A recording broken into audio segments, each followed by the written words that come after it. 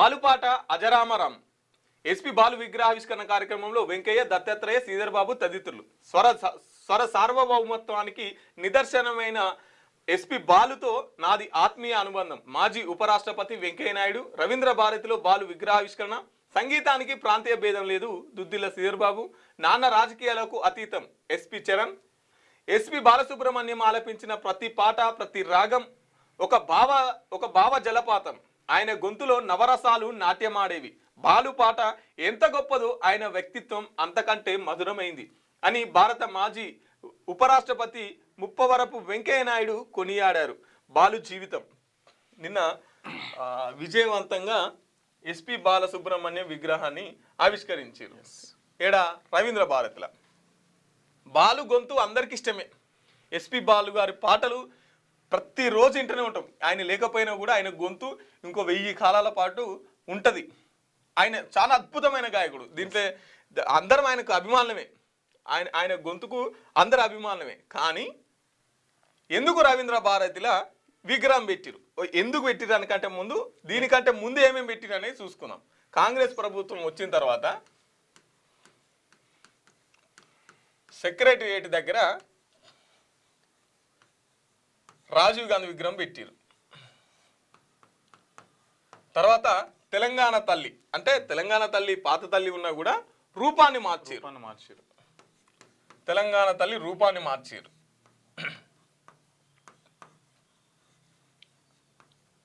తర్వాత లకిడికా పూల్ దగ్గర ఆయన పేరు రోషయ్య గారు విగ్రహం పెట్టి, మాజీ సీఎం.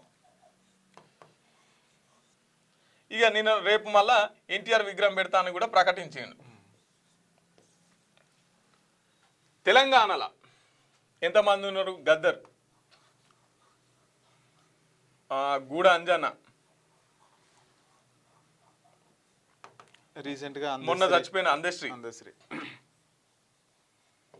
ఇక తెలంగాణ ఉద్యమంలో చాలా మంది ఉన్నారు. శ్రీకాంతాచారి, వీళ్ళందరూ చాలా మంది ఉన్నారు. అంటే కవులు, గాయకులు, ఇట్లా పేరు మోసిన వాళ్ళు, సుద్దాల హనుమంతు, ఇట్లా చాలా మంది ఉన్నారు. రాజీవ్ గాంధీ విగ్రహం ఎందుకు పెట్టాల్సి వచ్చింది? తెలంగాణ తల్లి రూపం ఎందుకు మార్చాల్సి వచ్చింది? రోషే విగ్రహాన్ని ఎవడడిగిండు తెలంగాణలో? బాలసుబ్రహ్మణ్యం మర్చిపోయాను. బాలసుబ్రహ్మణ్యం. ఈ బాలసుబ్రహ్మణ్యం ఇప్పుడు విగ్రహంతో అంత తొందర ఏమొచ్చింది? రేపు ఎన్టీఆర్ విగ్రహంతో ఏం పని? తెలంగాణలో అమరులు ఉన్నారు కదా, ఒక్క విగ్రహాన్ని అయినా పెడదామనే ఆలోచన రేవంత్ రెడ్డి గారికి ఉందా? ఇప్పుడు ఈ బాలసుబ్రహ్మణ్యం విగ్రహావిష్కరణకు ఎందుకు పోలే? ఎందుకు దుద్దిల శ్రీధర్ బాబును పంపించిందంటే ఇప్పుడు అది వివాదాల్లో ఉంది, ఇష్యూ నడుస్తున్నది. కూలగొడతామని చెప్పేసి తెలంగాణ ఉద్యమకారులంతా మేము అసలు దాన్ని విగ్రహాన్ని ఆవిష్కరించనీయమని చెప్పేసి వాళ్ళు అడ్డుపడుతుంటే వాళ్ళని గొర్ర గుంజుకొని పోయి అరెస్టులు చేసి పోలీస్ స్టేషన్లలో పెట్టిరు. ఎవలాగా? నువ్వు కష్టపడితేనేమో, నువ్వు చేస్తేనేమో, పోరాటం చేస్తేనేమో తెలంగాణ గురించి నీకు తెలుస్తుంది. ఇదే కదా ఉద్యమకారులు కొట్లాడి తెలంగాణను తెచ్చింది. ఈ కవులు, గాయకులు కదా, ఉస్మానియా యూనివర్సిటీ విద్యార్థులు కదా తెలంగాణను తెచ్చింది. వీళ్ళు తెలంగాణ తెస్తే నువ్వు ముఖ్యమంత్రి అవుతావు, ఆంధ్రోల విగ్రహాలు ఇక్కడ పెడతావు. జయ జయ తెలంగాణ పాట వాడని అన్నాడు. ఆయన వ్యక్తిగతంగా గొప్పోడే, ఆయన గాత్రం గొప్పోదే. కానీ ఆయన ఒక ప్రాంతానికి సంబంధించినటువంటి సపోర్ట్ చేసిండు, ఒక ప్రాంతానికి సపోర్ట్ చేసిండు. సమైక్యాంధ్రను కోరుకున్నటువంటి వ్యక్తి. సమైక్యాంధ్ర కోరుకున్నటువంటి వ్యక్తులకేమో తెలంగాణలో పెద్ద పెద్ద కాంస్య విగ్రహాలు, తెలంగాణ కోసం పోరాడి అమరులైన వాళ్ళేమో బుల్లెట్లు మోసిన వాళ్ళకేమో కనీసం విగ్రహం పెడతా అనే ఆలోచన కూడా నీకు ఉండదు. అంటే నువ్వు ఎవరి చరిత్రను తెలంగాణలో మళ్ళీ పెంచాలనుకుంటున్నావు? ఎవరి చరిత్ర అని చెప్పాలనుకుంటున్నావు? తెలంగాణ ఉద్యమంలో నువ్వు ఉంటేనేమో నీకు ఆ బాధ తెలుసు. కొట్లాడి తెచ్చుకున్న తెలంగాణలో ఈ ఆంధ్రోల విగ్రహాలు ఎందుకు? ఎవరు కోరుకున్నారు? ఇప్పుడు ఈ విగ్రహాలతో ఏం పని? ఎందుకు రాజీవ్ గాంధీ విగ్రహం ఎవరు అడిగిరు? రోషే విగ్రహాన్ని? ఏవి నీ 6 గ్యారెంటీలు ఏవి? ఇది కదా నువ్వు దృష్టి పెట్టాల్సింది. ఇది కదా నువ్వు ప్రజలకు హామీ ఇచ్చినావు కదా. ఏ గుడికి పోతే ఆ గుడి మీద ఒట్టేసి చెప్పినావు కదా. ఏది పూటకో మాట.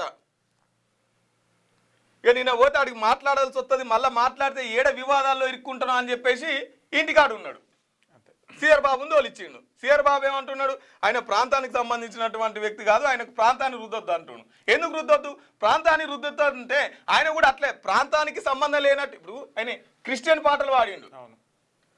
క్రిస్టియన్ పాటలు పాడిండు, కానీ తెలంగాణ తల్లి తెలంగాణ జాతీయ గీతాన్ని పాడడానికి ఇష్టపడలేదు ఆయనను. మరి చూడొద్దు, ఆ ప్రాంతం ఎందుకు చూడొద్దు? ఇప్పుడు ఆయన ప్రాంతం చూసే పాట పాడలేదు. అట్లాంటిది మరి ఆయనకు ప్రాంతం వీళ్ళు ఈ ప్రాంతంలో ఉన్న వాళ్ళేమో ప్రాంతాన్ని చూడొద్దు అని చెప్పేసి ముచ్చట్లు చెప్తారు. అప్పుడు ప్రాంతం చూసే ఆ పాటను పాడడానికి రిజెక్ట్ చేసిండు అన్నట్టు. అట్లా పెట్టు, నువ్వు అందశ్రీ విగ్రహం పెట్టు, గూఢంజన విగ్రహం పెట్టు, గద్దర్ విగ్రహాలు పెట్టు. గద్దర్వి ఇప్పుడు గద్దరు ఓన్లీ తెలంగాణనే కోరుకోలే, దోపిడీ లేని సమాజాన్ని కోరుకున్నాడు. కింది కులాలు పై కులాలు సమానంగా బతకాలని కోరుకున్నాడు. ఆయన ప్రపంచవ్యాప్తంగా ఉన్న కార్మికుల గురించి పాటలు పాడిండు. కానీ గద్దర్ని తెలంగాణకే ఎందుకు అంకితం చేసిరు? గద్దర్ విగ్రహాన్ని ఆంధ్రలో పెడతారా? విజయవాడలో పెడదామా? ఒక్క విగ్రహాన్ని ఆంధ్రలో పెట్టిరా? గద్దర్ తెలంగాణకే కాదు, మొత్తం ప్రపంచవ్యాప్తంగా ప్రపంచంలో ఉన్న శ్రమ విముక్తి కోసం పాటలు పాడినటువంటి వ్యక్తి, కార్మిక రాజ్యం రావాలని కోరుకున్నటువంటి వ్యక్తి గద్దరు. ఆయన పాటలు అంతా చేతేనేం చేసినాయి, కానీ గద్దర్నేమో తెలంగాణకే పరిమితం చేస్తారు. బాలేమో మొత్తం ప్రపంచం అంతా ఆయన గాత్రం వినిపించింది కాబట్టి ఆయన విగ్రహాలు మొత్తం భారతదేశ వ్యాప్తంగా పెడతారు, ప్రపంచ వ్యాప్తంగా పెడతారు. ఎవడు అడిగిండు విగ్రహాలు? ఏం పని ఉంది అంటే ఇదంతా ఆల్టర్నేటివ్, ప్రజల్ని మళ్లించడం. నీ 6 గ్యారెంటీలను ఏడు అడుగుతారు, నువ్వు ఇచ్చిన హామీలన్నీ ఏడు అడుగుతారు అని చెప్పేసి ప్రజల్ని ఇటువైపు మళ్లించడం, వీళ్ళకు పని చెప్పడం, టైంపాస్ చేయడం. ఇంకో 2.5 ఏళ్ళు ఉంది ముఖ్యమంత్రి గారు, చూస్తున్నారు ప్రజలందరూ.